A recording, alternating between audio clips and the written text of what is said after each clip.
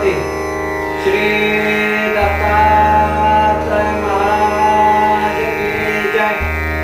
जय गुरुदेव दत्त। श्री गुरुदेव दत्त। मागच्या रविवारी आपण साधना म्हणजे काय हे पाहिलंय। साधनेचं जीवनात असणारं महत्व काय हे पाहिलंय। प्राण म्हणजे काय आणि प्राणायाम कसा करावा एक सर्वसाधारण पद्धतीत आपण पाहिलं। आज आपण प्राणायामाच्या थोडीशी पुढची बाजू जाणून घेऊया।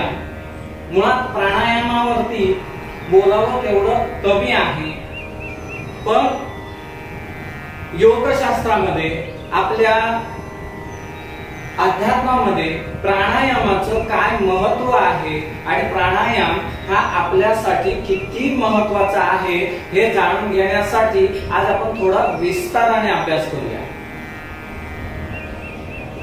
आता मुळात आपल्या जीवाला हंस म्हटलंय। हा हंस म्हणजेच जीवात्मा। हंस कसा आहे तर तो इच्छा रूपाने व्यक्त होणारा आहे, पण त्याच वेळी तो तेजोमय सुद्धा आहे। या हंसाला प्राण म्हटलेला आहे। याच हंसाला आपण जीवात्मा सुद्धा म्हणतो। हा प्राण म्हणजे हा हंस हा प्राणाला चिकटलेला आहे। हंस हा प्राणाला चिकटलेला आहे। प्राण युक्त हंस आहे हे लक्षात घ्या। प्राण कसा आहे तर हंस युक्त आहे आणि हंस हा प्राणयुक्त आहे। आता हे कसं ते आपण पाहूया। प्राण म्हणजे काय तर वायू। या वायूमध्ये ते तेजोमय करण्याची जी शक्ती आहे, म्हणजे या शरीराला जिवंत ठेवण्याची जी ताकद आहे, बरोबर। आपला आत्मा हा जीवात्म्यात रममाण आहे आणि जीवात्मा हा आत्म्यात रममाण आहे, परंतु जीवात्मा हा भौतिक दृष्ट्या त्या मायायुक्त जीवनाला अधिक जवळून जाणत असतो, त्याच्यामध्ये जास्त रत असतो। असा जीवात्म्याला जी चैतन्यमय शक्ती लागते आहे, हे शरीर जिवंत ठेवण्यासाठी त्याला जी तेजोमय ताकद लागत आहे किंवा जी ऊर्जा लागत आहे ती कुठून मिळते तर प्राणातून। आणि हे प्राणातून त्या जीवात्म्याला ऊर्जा मिळत असल्यामुळे हा प्राण हा त्या जीवाला ऊर्जा पुरवतो आहे आणि त्या जीवाला जिवंत ठेवत आहे। आपल्या शरीरामध्ये प्राण हा 36 अंगुळे आतमध्ये येतो आणि 36 अंगुळे बाहेर जातो। उजव्या नाकपुडीतून आतमध्ये येतो आणि पुन्हा तो बाहेर पडतो, किंवा डाव्या नाकपुडीतून येतो आणि पुन्हा तो बाहेर पडतो। पण दोन्ही नाकपुड्यातून ज्यावेळी तो बाहेर येतो आणि त्यावेळी तो आपल्या नाकाच्या छिद्रापासून तो 12 अंगुळे बाहेर पडत असतो। किती तर 12 अंगुळे। आणि या नाकाच्या छिद्रापासून त्या हृदयाच्या म्हणजे फुफ्फुसाच्या या शेवटच्या टोकापर्यंत 24 अंगुळे इतका तो आतमध्ये प्रवेश करत असतो किंवा तिथून तो बाहेर पडत असतो। म्हणजे इथून जर सुरुवात केली तर नाकाच्या बाहेर पर्यंत हा किती अंगुळे प्रवास करतोय प्राण तर 36 अंगुळे प्राण हा बाहेर पडतो। जर हा प्राण बाहेर पडलेला जर आतमध्ये आलाच नाही किंवा या शरीराने त्याला स्वीकारलंच नाही तर काय होईल तर मृत्यू येईल। म्हणजेच प्राण हा मनुष्याला जिवंत ठेवत आहे किंवा त्या मनुष्याला जिवंत ठेवण्याचं काम करत आहे. जोपर्यंत या शरीराला प्राण चालू आहे तोपर्यंत आपण जिवंत आहोत हे लक्षात ठेवा. जिवंतपणाचं लक्षण म्हणजे प्राणापान चालू आहे तोपर्यंत हे जिवंतपणाचं लक्षण आहे. मनुष्य कधीही झोपेत असू देत, जागेपणे असू देत, पण हे शरीर नितांतपणे आपल्या शरीरामध्ये जेवढा त्याला प्राण पाहिजे आहे तेवढा तो घेतो, सोडतो, घेतो, सोडतो. ही क्रिया सातत्याने चालू आहे, म्हणून आपण जिवंत आहोत. आता हा हंस म्हणजे कोण? जीवात्मा म्हणजे आपला आत्मा. इच्छारूपी चैतन्यमय शक्ती ही 8 दिशेने वास करते. 8 दिशा कोणत्या? तर पूर्व, पश्चिम, दक्षिण, उत्तर, आग्नेय, नैऋत्य, वायव्य आणि ईशान्य. पण या ठिकाणी उत्तर आणि वायव्य ही एकच ठेवून मध्य जे क्षेत्र असतं या चारी बाजूचा मध्य म्हणजे केंद्रबिंदू याला एक दिशा मानलेली आहे. अशा या 8 दिशा ज्या ठिकाणी येतात त्या ठिकाणी या आत्म्याचा वास असतो किंवा या जीवात्म्याचा वास असतो. तो जीवात्मा ज्या ठिकाणी वास करेल, ज्या दिशेला वास करेल, वायू रूपातून, प्राणातून, त्या त्या दिशेला त्याची वृत्ती म्हणजे त्याची बुद्धी ही त्याप्रमाणे बदलत असते. याच्यावरती सखोल अभ्यास जर केला तर हे लक्षात येतं की आपली बुद्धी जर बदल होत असेल, ज्या ज्या क्षणाला आपल्या बुद्धीमध्ये बदल घडत असतो त्या त्या क्षणाला आपला प्राण हा त्या दिशेला वास करत असतो. तर दिशेचं महत्व हे आपल्या शरीराच्या दृष्टीने जाणून घेणं फार गरजेचं आहे. की आता हा आत्मा जर पूर्वेच्या दिशेला वास करत असेल, जर त्या प्राणाच्या रूपात तो पूर्वेच्या दिशेने जर वास करत असेल, त्यावेळी आपली बुद्धी ही पुण्य कमावण्यासाठी तयार होते. म्हणजे आपल्या बुद्धीमध्ये किंवा आपल्या वृत्तीमध्ये, आपल्या कर्माचरणामध्ये पुण्याचे विषय चालू होतात. पुण्य म्हणजे चांगली कर्म करण्यासाठी आपली बुद्धी चालू होते. तशा पद्धतीने ती विचार करायला लागते. जर हाच आत्मा जो हंस रूपात आहे तो जर आग्नेय दिशेला गेला तर आपल्या बुद्धीला निद्रा येते, आळस भरतो. म्हणजे त्यावेळी आपला आत्मा हा निद्रेला जवळ करतो किंवा त्याच्या बुद्धीमध्ये, त्याच्या विचारामध्ये आळस आणि निद्रा जागृत होते. हाच आत्मा ज्यावेळी दक्षिण दिशेला वळतो, त्याचा वास हा दक्षिणेला होतो, त्यावेळी आपल्या बुद्धीमध्ये क्रूर कर्म म्हणजे आपला आत्मा त्यावेळी क्रूर प्रवृत्तीने तयार होतो कार्य करायला किंवा तसं कर्म करायला. हाच आत्मा ज्यावेळी नैऋत्य दिशेला वळतो, त्याचा वास नैऋत्य दिशेला जातो, त्यावेळी त्याच्या वृत्तीमध्ये, त्याच्या बुद्धीमध्ये पाप कर्म आढळून येतं. हाच आत्मा जर पश्चिम दिशेला वळला, त्याचा वास पश्चिमेत्तर असेल, तर त्याला फिरण्याचा, बाहेर पाहण्याचा, निसर्गाकडे वळण्याचा कल त्याचा वाढीस लागतो. ज्यावेळी हाच आत्मा उत्तर दिशेला कार्य करतो किंवा तिकडे वास करतो, त्यावेळी तो रथ म्हणजे रथी त्या दृष्टीने त्याचा बुद्धी काम करायला लागते. ज्यावेळी हाच आत्मा ईशान्य दिशेला वावरतो, त्याचा वास ईशान्य दिशेने होतो, त्यावेळी या आत्म्याची वृत्ती द्रव्य कमवण्यासाठी म्हणजे संपत्ती गोळा करण्यासाठी त्याची बुद्धी त्या पद्धतीने कार्य करायला लागते. आणि ज्यावेळी हा आत्मा मध्य दिशेला येतो, मध्य ठिकाणी म्हणजे केंद्रस्थ होतो, तो चारी बाजूला पडत नाहीये, फक्त मध्य ठिकाणी केंद्रस्थ होतो, त्यावेळी त्याला वैराग्य प्राप्त होतो, त्याच्या बुद्धीला वैराग्य प्राप्त होतो.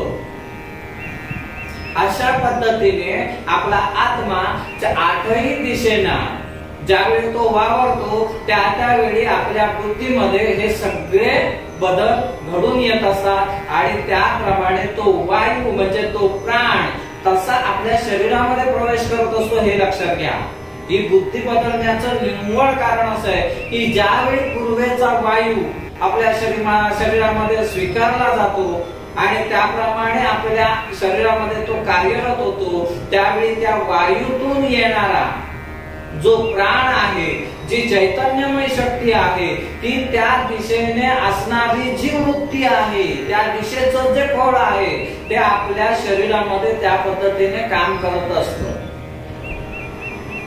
हाच हंसरूपी जीवात्मा ज्यावेळी हृदयात भाव स्वरूपात स्थिर होतो त्यावेळी आपल्या आत्म्याला जागृतावस्था प्राप्त होते. याचा अभ्यास आपण खूप विस्ताराने आणि खूप अजून चांगल्या पद्धतीने करणार आहोत.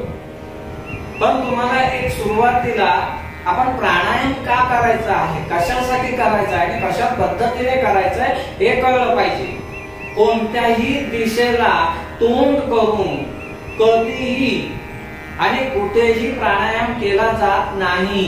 हे सांगण्याचं कारण एवढ्यासाठी आहे की तुम्ही प्राणायाम करताना तुमचं तोंड कुठे असलं पाहिजे, तुम्ही कुठे बसले पाहिजे, याच्यावरती आपल्या शरीरामध्ये ती वृत्ती वाढीस लागणार आहे. म्हणून प्राणायाम हा नुसतं शरीर शुद्ध करत नाहीये तर चित्त सुद्धा शुद्ध करण्याचं काम तो करतो. म्हणून आपल्याला या सर्व गोष्टींचा अभ्यास असणं फार गरजेचं आहे.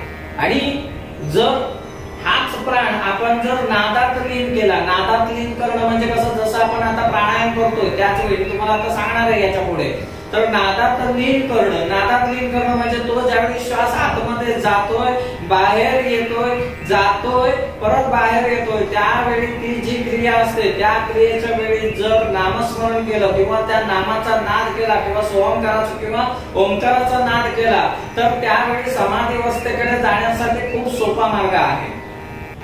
आणि त्यावेळी आपल्याला तुरीय अवस्था प्राप्त होते. जर तो हृदयस्थ आपण स्थिर केला तर आपल्याला सुषुप्ती अवस्था प्राप्त होते आणि ती जर मध्य भागावरती त्याला जर केंद्रित केला तर तो आपल्याला तुरीय अवस्थेला घेऊन जातो. प्राणायाम म्हणजे नुसतं आपण जे बाहेर बघतो की आपण जसं म्हणजे आपण गेल्या वेळी तुम्हाला सांगितलं की एक साध्या पद्धतीत प्राणायाम कसा करायचा, बरोबर. 10 सेकंद आतमध्ये शरीरात घ्या, तो कुंभक अवस्थेत करा, पुन्हा तो पूरक अवस्थेत तो बाहेर सोडा, असं आपण पाहिलं. 10 सेकंदाचा आपण तो एक भाग तयार केला होता. तर ते निव्वळ फक्त कशाला की आपल्या फुफ्फुसाला, हृदयाला आणि आपल्या या पोटाला म्हणजे तुमच्या आतड्यांना म्हणजे पचन संस्था याला बळकटी मिळण्यासाठी म्हणून तो प्राणायाम ठीक आहे. पण जर अध्यात्मामध्ये, जर योग साधनेमध्ये जर आपल्याला खूप पुढचा प्रवास करायचा आहे, आत्मचिंतनापर्यंत आत्मचिंतन करून आत्मसाक्षात्कार जर करून घ्यायचा आहे तर प्राणायाम हा खूप मोठा काम करत असतो. योगामध्ये प्राणायाम हा खूप उच्च कोटीचा आहे आणि त्यासाठी प्राणायाम हा आपल्या अध्यात्मामध्ये, वेदांमध्ये त्याला खूप मोठं स्थान दिलेलं आहे.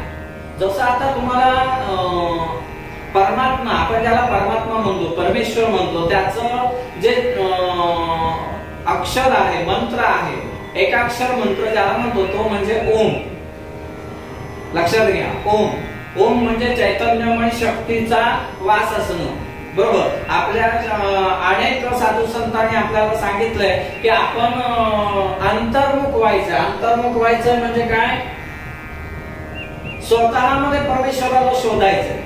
म्हणजेच काय करायचं की ज्यावेळी तुम्ही प्राणायाम करता आणि तो प्राणायाम केल्यानंतर जो आपल्या मूलाधार चक्रापासून ब्रह्मरंध्रापर्यंत, मूलाधार चक्र कुठे आहे तर आपल्या संडासच्या वाटेच्या तिथे, तर त्या ठिकाणापासून म्हणजे मणक्याचा शेवटचा टोक संडासच्या वाटेच्या जवळ जातो, ते मणक्याच्या शेवटचं टोक त्यापासून ते या ब्रह्मरंध्रापर्यंत म्हणजे टाळूच्या मध्यभागापर्यंत जो नाद वरती जातो, तो नाद जो आहे, तो जो आपण ऐकतो, तोच म्हणजे परमेश्वर आहे, तो परमात्म्याला प्राप्त करणं आहे. म्हणजे तुम्हाला कळालं असेल की प्राणायामातून आणि पुढच्या साधनेतून आपल्याला काय प्राप्त करायचंय. ज्याला आपण परमेश्वर म्हणतो, ज्याला आपण परमात्मा म्हणतो, ज्याला आपण चैतन्य म्हणतो, ज्याला आपण ओंकार म्हणतो, तो चैतन्य, तो ओंकार, तो परमेश्वर हा आपल्या शरीरामध्ये आपल्याला प्राप्त करायचा आहे. त्याला बाहेर कुठेही शोधायचं नाही, त्याला अंतरंगातच शोधायचंय. कारण त्याच्यापासूनच हा पिंड तयार झालाय, त्याच्यापासूनच या चैतन्यमय स्वरूपानेच आपला हा जीवात्मा जगतो आहे. एक लक्षात ठेवा, शरीर सोडल्यानंतर पुण्य कमवता येत नाही. म्हणजेच काय, शरीर सोडल्यानंतर तुम्हाला परमेश्वराची प्राप्ती होत नाही. तुम्हाला परमेश्वर जर प्राप्त करायचा असेल तर तुम्हाला या शरीरातूनच त्या परमेश्वराची प्राप्ती करायची, हे लक्षात ठेवा. आपण गेल्या वेळी प्राणायामाच्या 3 क्रिया आपण पाहिल्या. कोणत्या तर शरीरामध्ये प्राण घेणं म्हणजे तो वायू आपण ज्यावेळी आपला हा हात, उजवा हात इथे ठेवला, बरोबर ही नाकाची जी नाकपुडी आहे, लक्षात घ्या. आता सगळ्यांनी गेल्या वेळी आपला व्हिडिओ चालू नसल्यामुळे तुम्हाला कळाला नाही, त्यामुळे मला सविस्तर सांगता आला नाही, तर या ठिकाणी लक्ष द्या. ही नाकपुडीची ही जी पाकळी असते, या पाकळीच्या मधला कोलगट भाग हा लक्षात, तिथे अंगठ्याचा हा शेवटचा भाग म्हणजे नकाचा आणि वरचा भाग, नकापासूनचा वरचा भाग हा मुलायम जो वरचा भाग आहे, तोच भाग हा आपल्याला या ठिकाणी ठेवायचा आहे आणि जोरात दाबायचं नाहीये, हे लक्षात ठेवा. फक्त सहज ठेवायचं आहे. सहज जरी ठेवलं की ती नाकपुडी बंद झाली, आलं लक्षात. तर या पद्धतीने तो आपल्या या उजव्या बाजूचा हात उजव्या नाकपुडीवरती आपला अंगठा ठेवला या पद्धतीने आणि सावकाश श्वास घ्यायचा आहे. श्वास जेवढा सावकाश घेता येईल त्याचा आता नियम मी पुढे सांगणार आहे.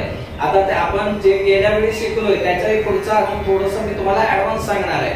तर या ठिकाणी तुम्ही ठेवलात की श्वास जेवढा सावकाश मध्ये आतमध्ये येईल, आतमध्ये घेतल्यानंतर तो पोटात घ्यायचा नाहीये, तर आपल्या फुफ्फुसात म्हणजे छातीच्या या वरती तो श्वास इथून इथपर्यंतच तो थांबवायचा आहे, इथेच तो सगळा गोळा करायचा आहे. तर या ठिकाणी आपण हा नाकावरती ठेवलाय बोट, बरोबर, अंगुष्ठम या ठिकाणी ठेवलाय. आता मी श्वास सावकाश घेतोय, लक्ष द्या.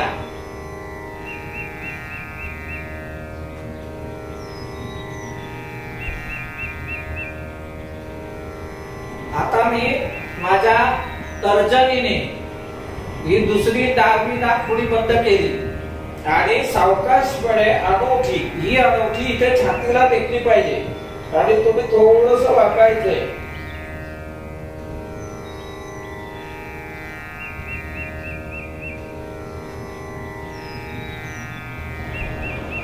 सावकाश वरती हो, अंगठा जो ठेवलेला आहे तो बाजूला करून सावकाशपणे उजव्या नाकपुडीने श्वास बाहेर सोडायचा आहे.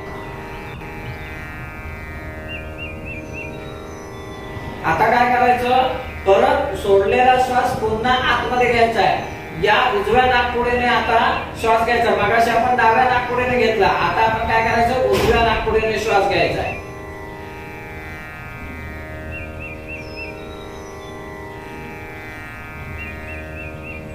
तो इथे पकडला, पुन्हा उपयोग करायचा आहे.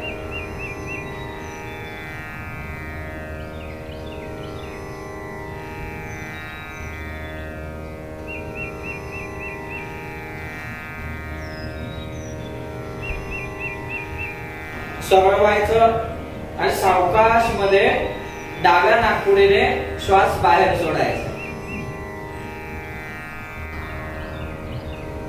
आता हा एक पूर्ण प्राणायाम झाला. आपण काय केलं की डाव्या नाकपुडीने आपण श्वास हा फुफ्फुसामध्ये आपण साठवला, छातीच्या पिंजऱ्यामध्ये आपण तो साठवला आणि त्यावेळी जो आपण साठवला तो या ठिकाणी प्रेशर केला, कुंभक अवस्थेमध्ये त्याला दाबून ठेवला श्वास.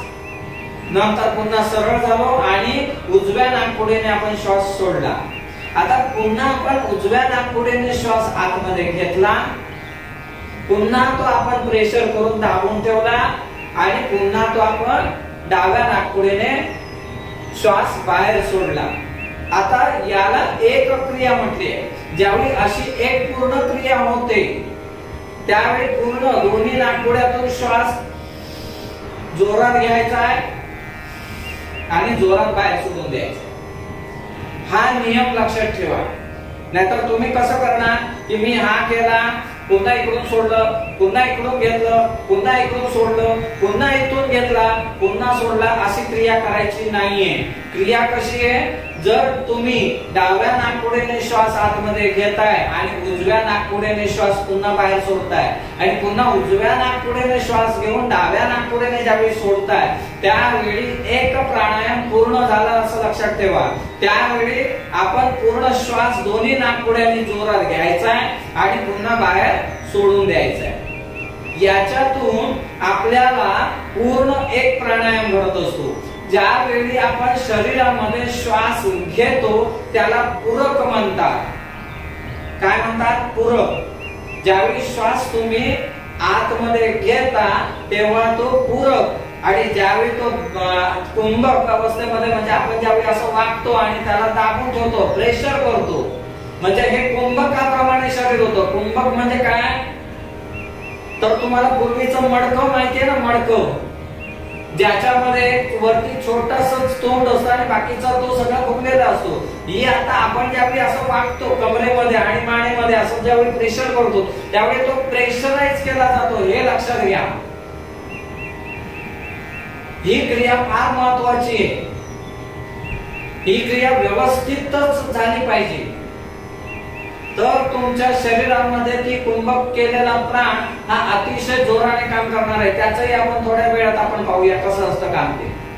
त्याला कुंभक अवस्था म्हटली आहे. आणि ज्यावेळी पुन्हा ताठ होऊन ज्यावेळी तो श्वास आपण उजव्या नाकपुडीने सोडतो त्याला आपण काय म्हणतो, रेचक.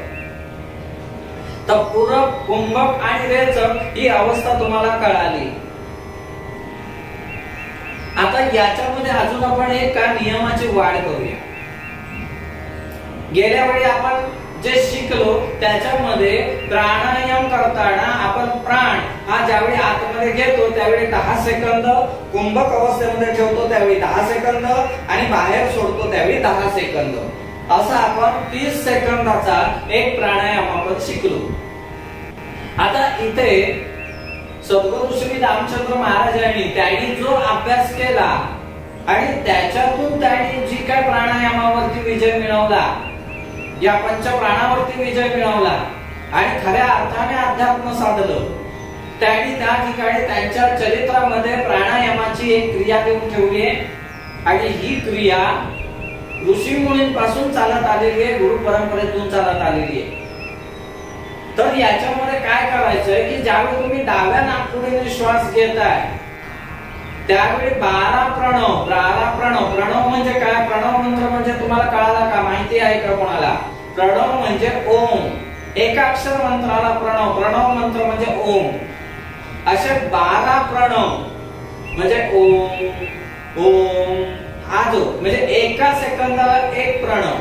म्हणजे असं आताच्या भाषेत आपण असं बघून चलूया की 12 वेळा तो ओंकार उच्चारण म्हणजे 12 सेकंद इतका तो सावकाशपणे प्राण आपण आतमध्ये घ्यायचा आहे. किती? 12 सेकंद.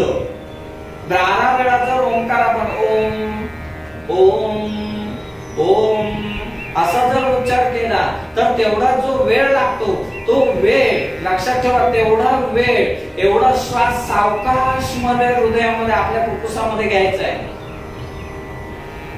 त्यानंतर तो कुंभक अवस्थेला ज्यावेळी ठेवताय त्यावेळी तो किती 16 सेकंद म्हणजे 16 वेळा ओम बोललं जाईल एवढा तो कुंभक अवस्थेत राहायला पाहिजे. आणि ज्यावेळी सरळ व्हा आणि ज्यावेळी तुम्ही त्याला बाहेर सोडा त्यावेळी तो 10 वेळा ओंकार झाला पाहिजे किंवा 10 सेकंद लागले पाहिजे. लक्षात आलं तुमच्या? डाव्या नाकपुडीतून किंवा उजव्या नाकपुडीतून जेव्हा पण प्राण आपण शरीरामध्ये घेतो त्यावेळी त्याला किती 12 सेकंद लागले पाहिजे. कुंभक अवस्थेमध्ये 16 सेकंद आणि बाहेर ज्यावेळी सोडतो त्यावेळी 10 सेकंद लागले पाहिजे. हा खऱ्या अर्थाने शुद्ध प्राणायाम आहे. याला प्राणायाम म्हणतात. बाकीचे आपण सगळी जे काही करतो त्याच्यातून आपलं शरीर, आपल्या नाड्या, आपल्या जे काही अंतरंग आहे, आपलं चित्त आहे, आपली बुद्धी आहे ही शुद्ध होत नाही. ते फक्त तेवढ्या पुरतीच तुम्हाला ताकद देते. म्हणजे काहीतरी थोडाफार आपण रोजचा व्यायाम करत असू तर शरीराला जेवढं आपल्याला ऊर्जा पाहिजे तेवढीच मिळणार. ती पूर्णपणे मिळते असं नाही. प्राणायामामध्ये पूर्ण ऊर्जा तुम्हाला मिळणं फार गरजेचं आहे हे लक्षात ठेवा. त्याच्यासाठी आजपासूनचा जो प्राणायाम तुम्ही करा आणि प्राणायाम हा दिवसातून 2 वेळा करायचा आहे. एक सकाळी करायचा आहे आणि एक संध्याकाळी करायचा आहे. सकाळी जो करायचा आहे हा शक्यतो ज्यावेळी सूर्य उगवतो त्या वेळेत किंवा त्याच्या जरा अगोदर त्यावेळी करा किंवा ब्रह्मपद वेळ म्हणजे आत्ताच्या आपली ब्रह्मपद वेळ ही आपण जी मानतो ती 4 वाजल्यापासून सकाळी 8 वाजेपर्यंत ब्रह्मपद वेळ आपण मानतो. पूर्वीच्या शास्त्राप्रमाणे किंवा आमच्या आध्यात्मिक शास्त्राप्रमाणे ब्रह्मपद वेळ ही 2 वाजता पकडली जाते. कारण 2 वाजता महाविष्णू उठतो. हा परमेश्वर, हा परब्रह्म, हा नारायण जो आहे तो कार्य करायला हा पहाटेचे 2 ही खरी ब्रह्मपद वेळ आहे. ही ब्रह्ममुहूर्त ज्याला म्हणतो तो हा आहे. पण या 2 वाजता आपल्याला उठणे शक्य नाही. त्याच्यामुळे आपण सकाळी अगदीच लेट 6 वाजता तरी उशिरात उशिरा 6 वाजता तरी उठूया आणि हा प्राणायाम करूया. अशा पद्धतीने जर तुम्ही प्राणायाम केला तर 3 महिन्याच्या आतमध्ये तुमचं शरीर शुद्ध होतं. आता हे शरीर शुद्ध कसं होतं ते पाहूया. त्याचा शास्त्रीय आधार सुद्धा आपण पाहू. ज्यावेळी तुम्ही तुमचं शरीर कुंभक अवस्थेत घेता त्यावेळी काय होतं की तुमच्या शरीरामध्ये हा वायू कोंडला जातो, दाबला जातो, प्रेशर केला जातो. याच्यामुळे काय होतं की वायूमध्ये जे कण आहेत, जे अणुरेणू आहेत ते तप्त होतात, ते तापले जातात त्या प्रेशरमुळे. त्यामुळे त्यांचा जो वेग आहे, फिरण्याचा वेग, इकडून दुसरीकडे जाण्याचा वेग हा अतिशय प्रचंड असतो. त्यांचा वेग प्रचंड असतो. त्या प्रचंड वेगाने ते फिरायला लागतात, ते प्रसरण पावतात. ज्यावेळी हा वायू आपल्या शरीरामध्ये दाबला जातो, कॉम्प्रेस केला जातो, त्यावेळी त्याच्यावरती प्रेशर तयार झाल्यामुळे तो वायू तापतो. तर तापला म्हणजेच त्याच्यामध्ये अग्नी तयार झाला. लक्षात ठेवा, त्याच्यामध्ये काय तयार झालंय? अग्नी तयार झाला. आणि हा अग्नी म्हणजे ते तेज तयार झाल्यामुळे हे जे अणुरेणू आहे, तो जो वायू आहे तो तापला की त्याच्यातले अणुरेणू सगळीकडे फिरायला जोरात सुरुवात करतात आणि मग ते संपूर्ण शरीरात जिथे वाट मिळेल त्या त्या ठिकाणी पसरण्याचं काम करतात. त्याच्यामुळे शरीरामध्ये जी नाड्यात नाडी जी आहे, जे प्रत्येक अगदी सूक्ष्मतम सूक्ष्म कण सुद्धा आहे, हा शुद्ध व्हायला सुरुवात होते. आणि हा काळ जर तुम्ही नित्य नियमाने जर प्राणायाम व्यवस्थित जर केला, सांगितल्याप्रमाणे दिवसातून 2 वेळा केला, तर पुढच्या 3 महिन्यामध्ये तुमचं शरीर निरोगी होईल. शरीरातले जे आजार आहेत ते आपोआप बरे व्हायला सुरुवात करतील. का? तर आपल्या शरीराला लागणारी जी ऊर्जा आहे ती ऊर्जा या शरीरातून खूप मोठ्या प्रमाणात मिळणार आहे. म्हणून प्राणायाम हा अति महत्वाचा आहे. याच्यामध्ये काय होतं ते तुम्हाला सांगतो. ज्यावेळी आपण श्वास बाहेरून आतमध्ये घेतो त्यावेळी या हवेतील जे शुद्ध घटक आहेत ते आपल्या शरीरामध्ये जात असतात. ते कॉम्प्रेस केल्यामुळे त्याच्यात त्याचं जे अशुद्ध तत्व असतं ते खेचलं जातं आणि बाकीच्या गोष्टी शुद्ध केल्या जातात. ज्यावेळी तो प्राण बाहेर पडतो त्यावेळी ती गरम असतो. तो वायू तुम्ही बघा आतमध्ये जाताना शिथिलता आणि बाहेर पडताना तो गरम असतो. म्हणजे जो कॉम्प्रेस झाल्यानंतर त्याच्यामध्ये जी ऊर्जा तयार झालेली असते आणि त्या ऊर्जेतून शरीराला एक प्रकारचा बळ मिळत असतं, शक्ती मिळत असतं आणि त्याचं काम करून झाल्यानंतर तो पुन्हा बाहेर पडतो. त्यावेळी त्याच्यातून आपल्याला जे अशुद्ध घटक आहेत ते बाहेर पडत असतात आणि त्यामुळे काय होतं की शरीर शुद्धी होते. आणि शरीर शुद्ध जर झालं तर मन सुद्धा पवित्र व्हायला वेळ लागत नाही. पण याच्यामध्ये सातत्य असलं पाहिजे आणि या पद्धतीने जर प्राणायाम करायचा असेल आणि असा जर तुम्ही केला तर सकाळी 12 प्राणायाम आणि संध्याकाळी 12 प्राणायाम असे 24 प्राणायाम तुमचे झाले पाहिजे. सकाळी 12 प्राणायाम, संध्याकाळी 12 प्राणायाम. ज्यांना हृदय दाब जास्त असेल म्हणजे हृदयाचा त्रास असेल, किडनीचा त्रास असेल किंवा इतर इथपासून इथपर्यंत जेवढे पण त्रास असतात शरीरामध्ये त्यांनी हा प्राणायाम अतिशय सौम्य पद्धतीने करायला सुरुवात करायची. त्यांनी श्वास घेताना जेवढं त्यांना सहज शक्य होईल तेवढ्याच हळू त्यांनी घ्यावा. जेवढा वेळ त्यांना दाबून ठेवता येईल तेवढाच दाबावा आणि जेवढ्या सावकाश त्यांना सोडता येईल तेवढ्याच सावकाश सोडावा. अजिबात मी सांगितल्याप्रमाणे जास्त शरीरावरती ताण येईल असं वागू नये.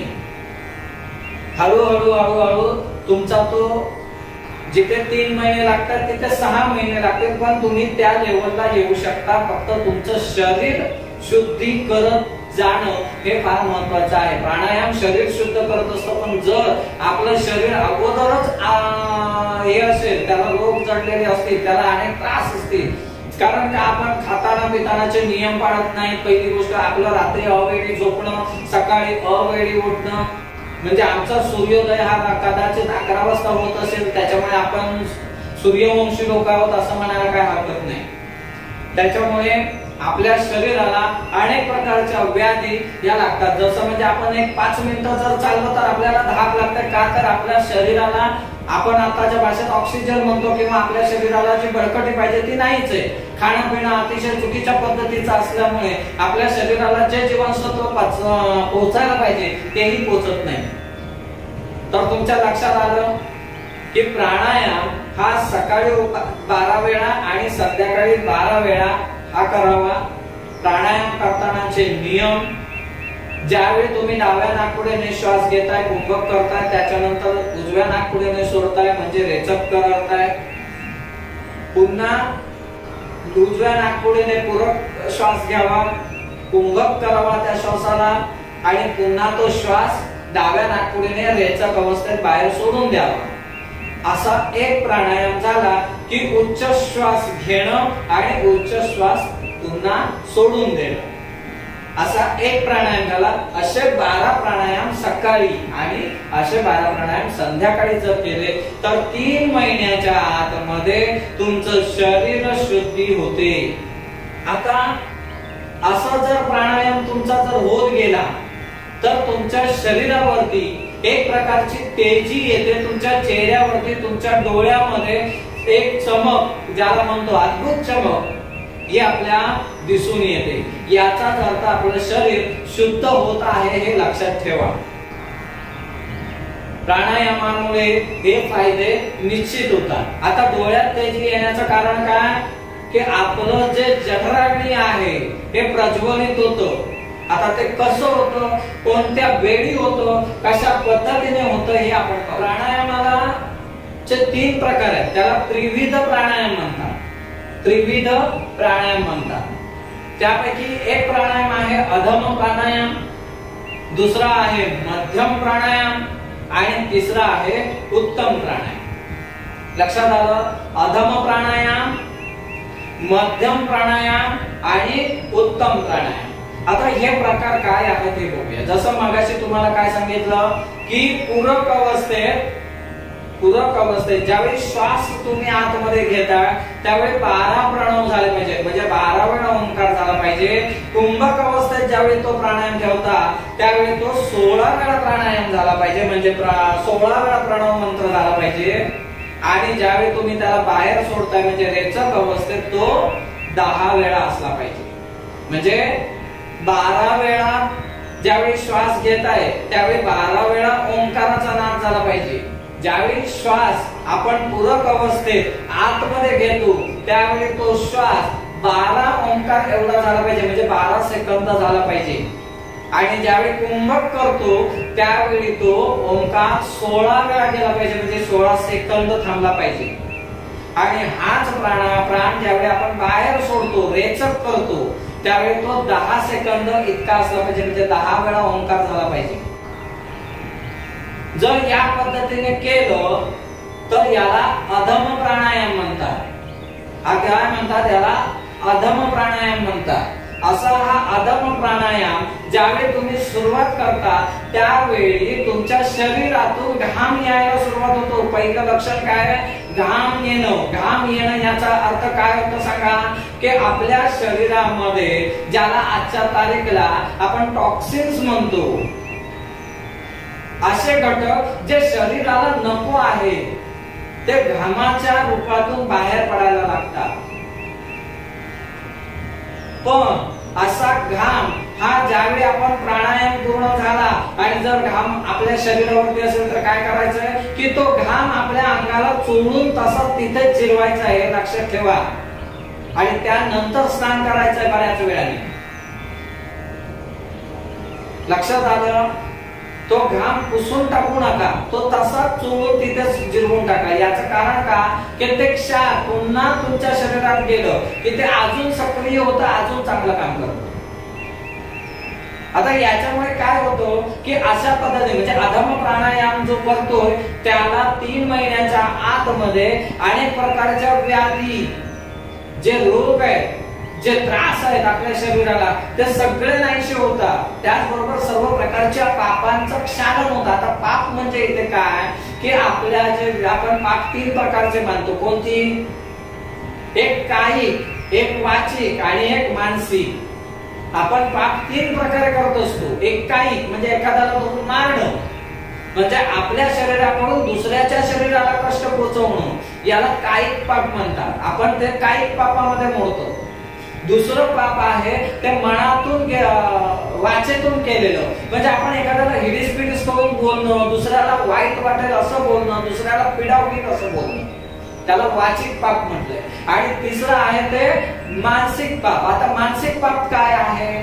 जे मनातल्या मनातच आपण म्हणतो त्याचं वाटोळ होऊ दे, त्याचं नुकसान होऊ दे, त्याचं अमुक होऊ दे, म्हणजे दुसऱ्याच्या बद्दल तिरस्काराने बोलणं, पापात्मक बोलणं, वाईट वृत्तीने बोलणं, याला मानसिक पाप म्हणतात. ही तीनही पाप, या तीनही पापातून आपली मुक्तता होते. लक्षात आलं? अधम प्राणायाम केल्यामुळे, या पद्धतीने प्राणायाम केल्यामुळे आपली ही तीनही पापातून आमची मुक्तता होते, म्हणजेच आमची बुद्धी ही पवित्र होते, आमचे विचार चांगले घडतात. शरीर निरोगी झालं की या सगळ्या गोष्टी आपोआप निघून जातात.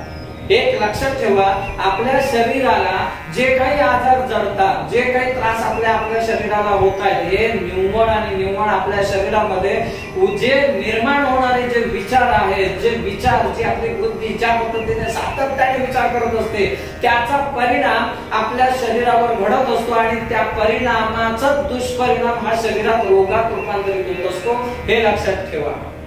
म्हणून ज्याचं शरीर निरोगी त्याचं मन निरोगी, आणि ज्याचं मन निरोगी त्याचं शरीर निरोगी असतं. म्हणून नेहमी या गोष्टी लक्षात ठेवा आणि त्याचा जास्तीत जास्त आपल्या जीवनामध्ये परिणामकारक गोष्टी घडवून आणा. दुसरा आहे मध्यम प्राणायाम. आता हा मध्यम प्राणायाम काय आहे, तर जे पूरक अवस्थेत तुम्ही 12 वेळा ओंकार जपत श्वास आतमध्ये घेताय, तर या ठिकाणी त्याच्या दुप्पट म्हणजे 24 सेकंद किंवा 24 वेळा ओंकार जपत तो श्वास शरीरामध्ये आला पाहिजे, फुफ्फुसामध्ये तो स्थिर झाला पाहिजे. ज्यावेळी तुम्ही कुंभ करताय त्यावेळी तो पहिला आपण अधममध्ये 16 पाहिलाय, तर इथे 32 सेकंद किंवा 32 वेळा ओंकार जपला गेला पाहिजे. आणि ज्यावेळी तो श्वास पुन्हा बाहेर पडेल रेचक अवस्थेत, तर तो 20 सेकंद इतक्या सावकाशपणे तो गेला पाहिजे बाहेर. लक्षात आलं? तुमची पूरक अवस्था ही किती असली पाहिजे, 24 सेकंद इतक्या सावकाश मंद गतीने श्वास आतमध्ये गेला पाहिजे. म्हणजे तो ज्यावेळी मंद गतीने जाईल त्यावेळी त्याच्यातली जी उष्णता असते ही अतिशय थंड असते. तो श्वास एकदम सावकाश गेल्यामुळे आपल्या आतमध्ये जाताना तो संपूर्ण इंद्रिय सुखावत असतो. तो शांत गेल्यामुळे त्याचा जो जर तुम्ही श्वास आतमध्ये घेताय, समजा वेगाने घेतला तर तो श्वास किती थोडा गरमच जाणार, हे लक्षात ठेवा. जेवढा शांतपणे घाल तेवढा तो थंडपणे जाईल शरीरात. आणि जेवढा तो आतमध्ये थंड जाईल तेवढी तिथले सगळी इंद्रिय जे अंतर्गत आहे ती तेवढी जास्त थंड होतात, हे लक्षात घ्या. ही कूलिंग सिस्टम आहे. म्हणजे आपण एखादी गाडी, एखाद्या ट्रक तुम्ही बघितला, ट्रकामध्ये खूप लोड आपण जर भरवला आणि तो ट्रक कंटिन्यू उन्हातून जर चालवला तर त्याचं रेडिएटर गरम होतं. म्हणजे जिथे त्याचं पाणी इंजिनला जे सोडलं जातं थंड होण्यासाठी ते पाणीच गरम होतं. आणि ते पाणी गरम त्या इंजिनला सतत मिळाल्यामुळे शेवटी ती गाडी तिचा वेग कमी होतो आणि कुठेतरी बंद पडते, हे लक्षात येतं. तसं आपल्या शरीरामध्ये जो प्राण आतमध्ये जातो तो जेवढा थंड जाईल तेवढा तो आपल्या शरीराला म्हणजेच आपल्या इंद्रियांना म्हणजे आपल्या इंजिनला अगदी चांगल्या पद्धतीने थंड ठेवतो. त्याच्यामुळे त्याची लाईफ वाढते आणि त्याच्यातून जी ऊर्जा तयार होते ज्यावेळी कुंभक अवस्थेत, ती कुंभक अवस्थेतली जर तुम्ही आता ती 32 वेळा म्हणजे 32 ओंकार जपेपर्यंत तर ती साठवून ठेवला तर ती व्यवस्थित अजून संपूर्ण शरीरामध्ये पसरायला सुरुवात होते. त्याचं कॉम्प्रेशन जेवढं वाढेल तेवढं, जेवढं तुम्ही त्या प्राणाला आतमध्ये जास्तीत जास्त वेळ दाबून ठेवा तेवढा तो प्राण आपल्या शरीरातल्या प्रत्येक स्नायू प्रत्येक नाडीमध्ये तो शिरत जातो. आणि जेवढा तो जिकडे प्रवास करेल तेवढा तिथे असणारे मग रक्तातले दोष असतील, म्हणजे आपण ऐकतो की रक्ताच्या गाठी होतात, चरबीच्या गाठी होतात किंवा अन्य अशा अनेक आजार जे आहेत जे या शरीरामध्ये झालेले असतात ते हळूहळू सगळे शुद्ध होत जातात. त्याच्यामुळे काय होतं की शरीराला निरोगी होण्याचं काम होतं. लक्षात आलं? म्हणून मध्यम अवस्था कोणती आहे, मध्यम प्राणायाम कोणता आहे, तर 24 वेळा ओंकार जपत तो प्राण आतमध्ये आला पाहिजे एकदम सावकाश. आणि तेवढ्याच तो जास्त म्हणजे 16 दुना 32 सेकंद तो कॉम्प्रेस राहिला पाहिजे. आणि तो पुन्हा बाहेर पडताना तितक्या शांतपणे म्हणजे 20 सेकंद त्याला लागले पाहिजेत बाहेर पडायला. आता असं जर तुम्ही प्राणायाम केला तर शरीराला एक प्रकारचा कंप सुटतो. म्हणजे आपण त्याला अंगात येणं म्हणतो, अंगात येत नाही, तुमच्या शरीराला एक कंप म्हणजे थरथरणं ज्याला म्हणतो तसा कंप. हे कंप सुटण्याचं कारण असं आहे की शरीरामध्ये ज्यावेळी ही ऊर्जा कार्यरत होते त्यावेळी ते स्नायू मध्ये ती संपूर्ण ऊर्जा सगळीकडे प्रचलित होते, प्रसारित होते, सर्वत्र ती फिरायला काम करते आणि त्याच्यामुळे शरीराला कंप सुटतो. हे लक्षात ठेवा. त्याला मध्यम प्राणायाम म्हटलंय. असा प्राणायामामुळे आपल्या शरीरातल्या अगदी पायाच्या नखापासून डोक्याच्या केसापर्यंतचे असणारे सर्व प्रकारची रोग सर्व नाश होतात आणि शरीर शुद्ध होतं. आता याच्या पुढे अजून एक पातळी दिलेली आहे, तिला उत्तम प्राणायाम म्हटलंय. इथं काय झालंय की जो अधम प्राणायाम आहे त्याच्यात 3 पट. म्हणजे जर तुम्ही श्वास आतमध्ये 12 सेकंद घेताय तर मध्यम मध्ये तुम्ही किती घेतला? 24 सेकंद घेतला. तर तोच इथे किती घेतलाय तुम्ही? 36 सेकंद. लक्षात आलं? एक प्राणायामामध्ये 36 सेकंद श्वास आतमध्ये घ्यायला, तो कॉम्प्रेस करून म्हणजे कुंभक अवस्थेमध्ये 48 सेकंद आणि बाहेर सोडताना तो 30 सेकंद लागले पाहिजे. याला उत्तम प्राणायाम म्हटलंय. आणि अशा वेळी हा जो प्राणायाम जे कोणी करतात त्यांना योगी म्हणतात, हे लक्षात ठेवा. हे योग्यानं सहज शक्य आहे. अशी व्यक्ती जर कोणी त्याने असा जर प्राण रोखून ठेवला एवढा वेळ, तर तो व्यक्ती पुढची 5 मिनिटं, 10 मिनिटं, 1 वर्ष, अनेक वर्ष तो प्राण स्थिर करू शकतो, टिकवून ठेवू शकतो. त्याचा पुढचा अभ्यास सातत्याने जर त्या व्यक्तीने करत राहिला तर तो योगी बनतो, हे लक्षात ठेवा. अशा वेळी आपल्या शरीरामध्ये कोणती अवस्था येते? अल्पमूत्र. म्हणजे आपण जर लघवीला जर जातो तर त्याच्यामध्ये आपल्या शरीरामध्ये ज्यावेळी आपण लघवीला बसतो त्यावेळी आपल्या एक सर्वसाधारण 100 ते 200 मिली युरिन हे आपल्या शरीरातून बाहेर टाकलं जातं. तर या ठिकाणी अल्पमूत्र म्हटलंय. म्हणजे तुम्ही ज्यावेळी अशा प्राणायामाला म्हणजे अशा योगिक क्रियेला करता त्यावेळी तुम्ही अल्पमूत्र होता.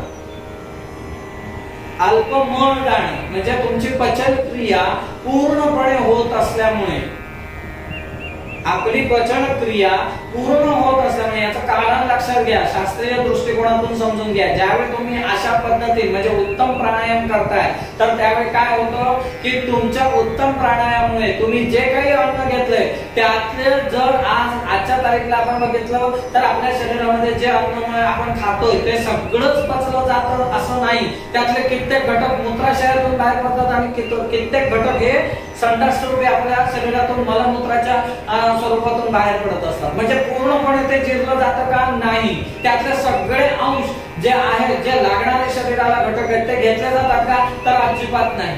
त्यातले कित्येक घटक शरीर आपलं बाहेर सोडून देत असतो का?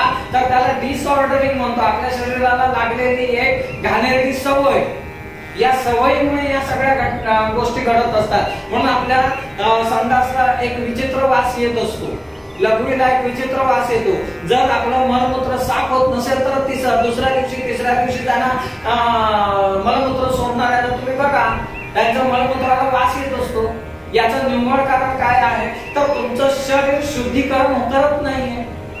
ज्या पद्धतीने त्याच्यातून घेणं आहे, जे सगळी द्रव्य त्याला पाहिजे, जे सर्व घटक त्याला ते पाहिजे ते शरीर त्या पचन संस्थेतून घेत नाहीये. म्हणजे पचन क्रिया आपली तेवढ्या मजबूतीने नाही. म्हणून आपल्या जे मलमूत्र आहे, जेवढं आपण जेवतोय त्याच्यात जर तुम्ही बघितला तर आपण 80% घटक बाहेरच सोडून देतोय. जर उत्तम पद्धतीचा प्राणायाम जर करत असू तर जेवढं तुम्ही जेवण किंवा तुम्ही अन्न पाणी जे काही तुम्ही खाताय, जे काही तुम्ही शरीरात आतमध्ये घेताय त्यातले बरेच अंशी घटक हे शरीरामध्ये शोषित करून घेतले जातात, तेवढे पचवले जातात आणि त्याच्यातून काय होतं की त्याच्यातून रक्त तयार होणं, मेद तयार होणं, अस्थिना बळकटी येणं किंवा त्याच्यातून शुक्रबीज किंवा स्त्रीबीज तयार होणं, हे सगळे जे काही शरीरातले जे गोष्टी आहेत हे जास्त ताकदीने होतात. अशी व्यक्ती अतिशय तेजस्वान दिसते, तरुण दिसते, त्याच्यामध्ये एक प्रकारची ऊर्जा अधिक असते. तो असा माणूस नेहमी तरुण असतो, कितीही वयाचा असू दे, तो कामामध्ये कधीही पाठीपुढे होणार नाही. याचं कारण का? तर त्याच्या शरीराला लागणारी जी काही ऊर्जा आहे, त्याला जे काही मिळणारे जे काही घटक आहेत त्या सगळ्याची व्यवस्थित संरचना होते आणि अशा व्यक्तीला आपण योगी म्हणतो. अशा साधकाची इंद्रिय, त्याची बुद्धी ही स्थिर असते, त्याच्या हातात असते, म्हणजे त्याच्या मुठीत असते. त्याची इंद्रिय सगळीकडे धावत नाही. हे पाहिजे, ते पाहिजे, ते भोगायचंय, ते मला पाहिजे, अजिबात नाही. तो ईश्वरांचीच राहतो. कारण का? त्याचं अंतस्करण शुद्ध झालेलं असतं, त्याचं मन पवित्र झालेलं असतं, त्याचे विचार शुद्ध असतात. त्याच्यामुळे त्याला इतर कोणत्याही बाह्यकारी बाह्य गोष्टी त्याला आवडेनासे होतात. यालाच आपण विरक्ती म्हणतो. ही विरक्ती अवस्था या उत्तम प्राणायामामुळे साधली जाते. आतापर्यंत तुम्ही जेवढा अभ्यास बाहेर केला असेल, तुम्हाला या प्राणायामामधलं हे सगळ्यात गुप्त अंग किंवा गुप्त बाजू तुम्हाला माहित नसेल, ते आज मी तुमच्या समोर मांडलेले आहे. प्राणायामाचे 3 प्रकार मी आज तुमच्या समोर मांडले. त्यापैकी जो आपण प्रथम दर्शनी आपण जो बघतो आहोत तो अधम प्राणायाम आहे. त्या अधम प्राणायामाची सुरुवात प्रत्येकाने सकाळी 12 वेळा आणि संध्याकाळी 12 वेळा करायची. लक्षात आलं? अधम प्राणायाम तुम्ही डायरेक्ट होणार नाही, मी उच्चतम प्राणायाम करेन, अजिबात तिकडे धावायचं नाही. मी फक्त तुम्हाला माहिती दिली की आपल्याला प्रवास कसा करायचा. प्रत्येकाला असं वाटत असतं की नाही, मला मुक्ती पाहिजे, मला समाधान पाहिजे, मला आनंद पाहिजे. आपला आत्मा त्या आनंदाच्या शोधात आहे हे लक्षात ठेवा. पण तो आनंद कसा मिळवायचा आहे हे माहित नसल्यामुळे आपण सगळीकडे धावत असतो. एखाद्या मंदिरात गेलो, तिथे देवाला तिथे नमस्कार केला, 10 वेळा माळा ओढल्या, काही स्तोत्र म्हटली, काही आणि काय काय काय काय आपण करतो. पण तेवढ्यापुरती समाधान. परत आपण आपल्या रोजच्या दैनंदिन जीवनाला कार्यरत होतो आणि शेवटी काय होतं की परत आपण त्या दुःखाला चिकटत असतो. का तर आपण ते सुख जे शोधतो आहोत, सात्विक सुख आपण शोधतच नाही. आपण रजोगुणी सुख शोधतो आहोत, आपण तमोगुणी युक्त सुख शोधतो आहोत. अशा याच्यामुळे काय होतं की आत्म्याला जे समाधान पाहिजे, जी शांतता पाहिजे ती कधीच मिळत नाही. आणि हे समाधान या प्राणायामामध्ये किंवा पुढे भविष्यात ज्या मी काही साधना सांगणार आहे त्या साधनेत लपलेला आहे. अगदी सहज घेता येतंय. तुम्ही म्हणा की आज स्वामी आम्हाला ज्ञान देतात, स्वामी असे एवढे आनंद असतात. कधी कधी बरेच लोकांनी मला बघितलंय, मला कसलाच भान नसतो किंवा मी कशातच रमत नाही. अगदी आता सुद्धा मी सर्व कर्म करतोय, तुमच्यासारखाच प्रपंच मांडलेला आहे. माझ्या गुरुनी मला एक वचन घेतलं की प्रपंचातून परमार्थ साध. त्यांनी माझ्याकडे वचन घेतलंय, त्यामुळे मला लग्न करणं हे भाग झालं. पण माझी सहचारिणी, माझी धर्मचारिणी ही माझ्याच प्रमाणे असल्यामुळे आज माझा प्रपंच अतिशय ईश्वरमयी आहे. म्हणून मी तुम्हाला हा वेळ देऊ शकतो हे लक्षात ठेवा.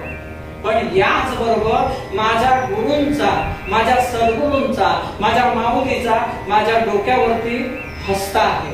त्यांनी या जीवनामधले अनेक अशी गुप्त गोष्टी ज्या आहेत त्या माझ्या समोर मांडल्या. त्यांनी ते अभ्यास करून घेतला आणि त्याच्यातून त्यांनी मला घडवलं. आणि म्हणूनच हे ज्ञान मी तुम्हाला देऊ शकतो. त्यांनी जे वचन मागितलं, प्रपंचातून परमार्थ साध. आज मलाही प्रपंच आहे, मी व्यवसाय करतो, त्याच्यातून जे काही मिळेल त्याच्यातून माझ्या घराचा, माझ्या प्रपंचाचा जो काही असेल तो सगळा नित्य नियमाप्रमाणे सगळे घटक मी भागवतोय. तुमच्याप्रमाणेच मी कर्जबाजारी आहे, तुमच्याप्रमाणेच अडचणीत आहे, तुमच्याप्रमाणे त्रास आहे. पण यातली कोणतीही गोष्ट माझ्या मनाला चिकटत नाही, मला ती शिवत नाही. त्याचं निव्वळ कारण आहे की या विश्वातलं सत्य काय आहे हे मी जाणतो. त्या चैतन्यमयी परब्रह्माला, त्या चैतन्यमयी परब्रह्माला मी पाहिलंय, त्याला प्राप्त केलंय, त्याची अनुभूती घेतोय. स्वानंदामध्ये मी रममाण आहे. त्यामुळे मला या गोष्टी चिकटत नाहीत. आता हे गोष्टी न चिकटण्यापैकी एक आज जो मी तुम्हाला महत्वाचा विषय जो प्राणायाम शिकवलाय, हाही त्यातला एक कारणीभूत असणारा विषय आहे. प्राणायामामुळे शरीर शुद्ध होतं, चित्त शुद्ध होतं, मन शुद्ध होतं, बुद्धी पवित्र होते. त्याच्यामुळे कोणाबद्दल ना आपल्याला वाईट वाटत, तिरस्कार वाटत ना काही. म्हणजे जे आपल्या शरीरामध्ये षड ऋतू ज्याला म्हणतो, या षड ऋतू पूर्णपणे दाबले गेलेले आहेत. ते पूर्णपणे नाहीसे झालेले. दाबले म्हणण्यापेक्षा ते नाहीसे झाले. त्यांना मी परिवर्तन केलंय चांगल्या गुणांमध्ये. त्यामुळे मी या सगळ्यातून मुक्त आहे. मनुष्य भयातून मुक्त होणं म्हणजेच मुक्तीचा पहिला रस्ता हे लक्षात ठेवा. तर याच्यासाठी प्राणायाम हा फार महत्वाची गोष्ट आहे. ज्यावेळी तुम्ही उच्चतम म्हणजे द्वितीय अवस्था, प्राणायामाची द्वितीय अवस्था म्हणजे मध्यम प्राणायाम ज्यावेळी तुम्ही करायला लागता त्यावेळी शरीराला कंप सुटतात. म्हणजेच काय होतं माहितीये का, की तुमच्या शरीरामध्ये ज्यावेळी तो वायू कॉम्प्रेस केला जातो त्यावेळी तो वायू थेट तुमच्या कुंडलिनीला आघात करायला लागतो. लक्षात आलं का? तो कुंडलिनीला आघात करतो. तो जसा कुंडलिनीला आघात करतो तशी कुंडलिनी जागृत व्हायला लागते आणि जशी कुंडलिनी जागृत होते तसा शरीराला कंप सुटायला सुरुवात होते. तशी ती शरीर आपलं कंपमान होत जातो. म्हणजेच काय, ती कुंडलिनी शक्ती अति ऊर्जित होते. कारण तुम्ही कॉम्प्रेस केलेला जो वायू आहे तो कॉम्प्रेस केलेला म्हणजे तो दाबून ठेवलेला जो वायू आहे तो अतिशय काय होतो की त्याच्यामध्ये अग्नी तत्व प्रज्वलित होतं. त्याच्यामध्ये अग्नी तत्व जास्त जोराने म्हणजे त्याच्यामध्ये तेज वाढतं. ते तेज वाढलेले अणुरेणू संपूर्ण शरीरात प्रवेश करत असताना त्याचा जो दणकार आहे, त्याचा जो शेवटचा जाळ आपण म्हणतो की तिथे जाऊन आपटणं आहे, ते कुठे आपटतं तर गुदद्वाराच्या शेवटच्या टोकाला. ज्यावेळी तिथे तो आपटतो तोच प्राणायाम, तोच प्राण, त्यावेळी आपल्या शरीराला कंप सुटायला सुरुवात होते. त्याचं कारण आहे की तिथे आपलं शरीराला एक विशिष्ट पद्धतीने जे तेज देण्याचं काम कुंडलिनी करते तिथे अजून अग्नी तिथे पोहोचल्यामुळे काय होतं की तिथे अजून ते तेजवान होतं आणि ते तेजवान जास्त झाल्यामुळे तिथून ती शक्ती बाहेर पडायला सुरुवात होते. त्यामुळेच आपल्या शरीराला कंप सुटतात. म्हणजे तुम्हाला प्राणायाम आणि कुंडलिनीचं किती जवळचा संबंध आहे हे सांगण्यासाठी आज आपण इथे हा विषय मांडलेला आहे. तर याच विषयावरती पुढच्या रविवारी आपण अजून पुढचा अभ्यास करणार आहोत. तर आजपासून तुम्हाला काय करायचंय, जो मी तुम्हाला अधम प्राणायाम सांगितलेला आहे तो अधम प्राणायाम आजपासून तुम्हाला सुरुवात करायची आहे. तर आपण आज हा विषय इथे थांबूया, कारण याच्यापेक्षा जास्त जर एखादी गोष्ट आपण घेतली तर अजीर्ण होऊ शकतं. त्यामुळे पद्धतशीर आपण जसं जसं थोडा अभ्यास करत आपण पुढचा प्रवास करणार आहोत. आज मी एवढं जे काय तुम्हाला सांगू शकतो याचं निव्वळ कारण आहे की माझा त्याच्यावरती अभ्यास परिपूर्ण आहे.